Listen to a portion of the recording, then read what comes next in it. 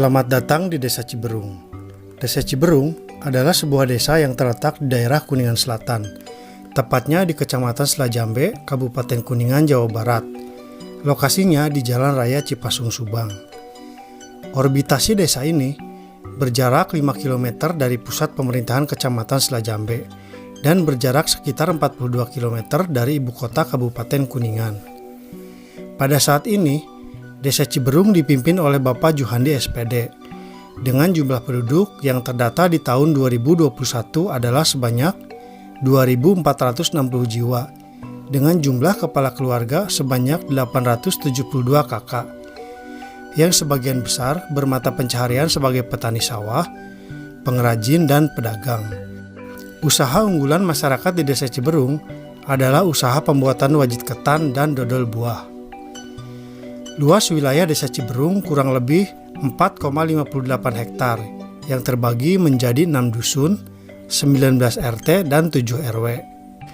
Dusun-dusun tersebut yaitu 1. Dusun Patismaya atau Blok Desa, 2. Dusun Ciganda, 3. Dusun Cisalam, 4. Dusun Neglasari, 5. Dusun Tayem atau Argasari, dan 6 adalah Dusun Walahar. Kondisi geografis Desa Ciberung adalah sebagai berikut. Ketinggian tanah dari permukaan air laut adalah 280 mdpl. Untuk topografi tergolong dataran rendah, dengan suhu udara rata-rata berkisar 23-30 derajat Celcius. Batas-batas wilayah untuk desa ini adalah sebagai berikut. Sebelah utara adalah Desa Bagawat. Sebelah selatan adalah Desa Citapen Landeh, Kabupaten Ciamis. Sebelah barat adalah Desa Selajambe, dan sebelah timur adalah Desa Kutawaringin. Sejarah Desa Ciberung. Sebelum Ciberung dikenal, di sebuah daerah di lembah utara Sungai Cijolang dan Pegunungan Bagawat, pendudukan daerah ini berada pada kekuasaan Kerajaan Galuh Ciamis. Ini dapat dibuktikan dengan adanya makam-makam lama di Gunung Bagawat dan bekas-bekas telapak kaki kuda yang ada di Lewi Baju, Sungai Cijolang, dengan batu tulis di Kampung Citapen Ciamis yang diperkirakan bekas jalur perjalanan para pembesar keraton ketika sedang mengontrol daerahnya. Di kemudian hari, kekuasaan itu beralih ke tangan Kesultanan Cirebon yang pada waktu itu di bawah kekuasaan Sultan Sepuh.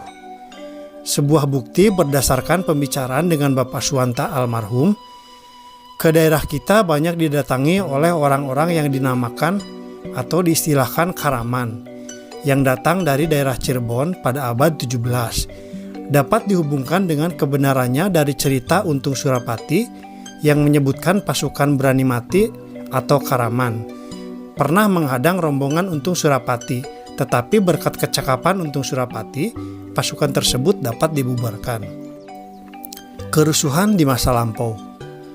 Pada tahun 1642, Kesultanan Mataram mengalami kericuhan karena kompeni merampas kemerdekaan Kesultanan Mataram yang pada saat itu dipimpin oleh Sultan Tegalwangi atau Amangkurat II, yang pada waktu itu bersatu dengan Untung Surapati. Dalam suasana kekecewaan, banyak ulama dan pembesar keraton lari ke arah barat untuk menuju ke Cirebon dan Banten. Hal mana Sultan Cirebon berdasarkan silsilah masih keturunan Sultan Mataram. Menurut keterangan dari pejabat keraton tersebut, salah satu di antaranya memasuki daerah sebelah utara Sungai Cijolang di pinggir Gunung Bagawat yang kelak dikenal bernama Nangga Bangsa. Alkisah orang tersebut golongan pemuda yang cukup cakap dan tampan. Ketika sampai di daerah Gunung Bagawat, beliau menginap di sebuah rumah, semacam warung atau kedai, yang kebetulan dihuni oleh seorang janda. Karena persinggahannya yang cukup lama dan karena beberapa kemungkinan adanya kecocokan di antara keduanya, akhirnya beliau mengurungkan maksud untuk melanjutkan perjalanan ke barat dan kemudian mereka menikah.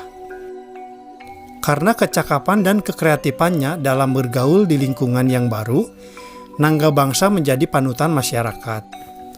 Selain itu, beliau juga memiliki kemampuan olah kanuragan atau kedigjayaan. Dan kemudian karena kepribadiannya, beliau diangkat menjadi ngabai di daerah tersebut yang bernama Lega Larang. Selama beliau menjadi ngabei, mulailah ditanamkan aturan-aturan bermasyarakat, sehingga kemudian berkembang menjadi sebuah daerah yang cukup dikenal. Pada suatu hari, ada undangan dari Keraton Cirebon yang mengharuskan semua ngabei atau kuwu yang berada di bawah kekuasaan Kesultanan Cirebon hadir karena ada perahu atau kapal yang kandas di pelabuhan Cirebon. Seluruh ngabei atau kuwu hadir, tetapi tidak bisa mengusahakan perahu tersebut dapat berlayar kembali. Dengan kehadiran naga bangsa yang datang terlambat jadi harapan terakhir. Maka dengan ridho Tuhan Yang Maha Esa dan kedikjayaan beliau yang luar biasa, perahu atau kapal tersebut dapat berlayar kembali. Sultan Cirebon memuji keperkasaan Nangga Bangsa. Sebagai anugerah karena keperkasaannya, Sultan memberikan nama baru kepada Nangga Bangsa menjadi Nangga Kersa. Karena dengan keperkasaannya atau sakersana, Nangga Bangsa, perahu atau kapal tersebut dapat diselamatkan. Wilayah Legalarang mencakupi hingga pinggiran Sungai Cijolang. Pada saat itu, pengontrolan wilayah selalu dilakukan untuk memastikan daerah kekuasaannya aman dari gangguan terhadap wilayah perairan, yang kebetulan berbatasan dengan wilayah Ciamis, di mana ada sebuah tempat bermain dan bercengkrama sekaligus tempat mengambil ikan yang kelak dikenal dengan Leuwi Peucang. Sejak saat itu, di kawasan baru tersebut semakin banyak orang yang bermukim di sekitar pinggiran Leuwi Peucang, yang kemudian berkembang merambat ke arah timur dan barat kawasan tersebut.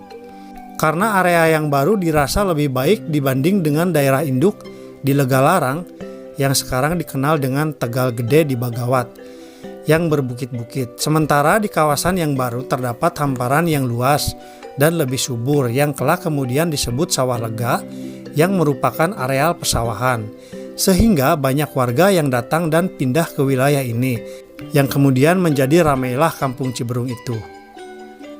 Karena alasan itu, akhirnya pusat pemerintahan Legalarang direncanakan dialihkan ke Ciberung.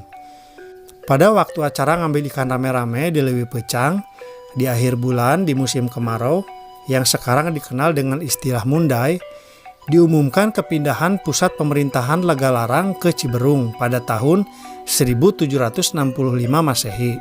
Semenjak itu, pusat pemerintahan bernama Desa Ciberung, dan kegiatan Mundai yang menurut kebiasaan dirayakan pada hitungan kalender Masehi, yaitu setiap akhir bulan Agustus atau di saat musim kering atau kemarau. Alhasil, berdasarkan data dan cerita yang bisa dirangkum, disimpulkan bahwa Desa Ciberung mulai berdiri pada tanggal 30 Agustus tahun 1765. Dengan demikian, tahun ini Desa Ciberung telah berusia 256 tahun. Setelah lama memimpin Desa Ciberung, ngabei atau kuwu Nangga Kersa akhirnya berganti kepemimpinan dan diteruskan oleh Aki Kuwu, dan seterusnya hingga sekarang berganti-ganti. Daftar kepemimpinan atau kepala desa yang telah memerintah Desa Ciberung. 1. Raden Nangga Kersa, masa bakti tahun 1765 sampai 1805, yaitu selama 40 tahun. 2. Aki Kuwu, masa bakti tahun 1805 sampai 1816, yaitu selama 11 tahun. 3. Aki Kancra, masa bakti tahun 1816 sampai tahun 1827. 4. Aki Acip, masa bakti tahun 1827 sampai 1835. 5. Bapak Suranggadipa, masa bakti tahun 1835 sampai 1853. 6. Bapak Wangsa Dimerta, masa bakti tahun 1853 sampai 1870. 7. Aki Ardaya, masa bakti tahun 1870 sampai 1875. 8. Bapak Wangsa Wijaya, masa bakti tahun 1875 sampai 1878. 9. Bapak Wirawinata, masa bakti tahun 1878 sampai 1895. 10. Bapak Singa Winata, masa bakti tahun 1895 sampai 1900. 11. Bapak Sura Sastra, masa bakti tahun 1900 sampai tahun 1914. 12. Bapak Sastra Santana, masa bakti tahun 1914 sampai 1923. 13. Bapak Wangsa Santana, masa bakti tahun 1923 sampai 1932. 14. Bapak Mad Saleh, masa bakti tahun 1932 sampai 1941. 15. Bapak Sastra Sudirja, masa bakti tahun 1941 sampai 1948. 16. Bapak Suwirta, masa bakti tahun 1949 sampai 1959. 17. Bapak Sudira Wardaya, masa bakti tahun 1960 sampai tahun 1966. 18. Bapak Abdul Qadir, masa bakti tahun 1968 sampai 1978. 19. Bapak Madsuhni, masa bakti tahun 1980 sampai 1990. 20. Bapak Kunji, masa bakti tahun 1991 sampai 1999. 21. Bapak Rahmat, masa bakti tahun 1999 sampai 2007.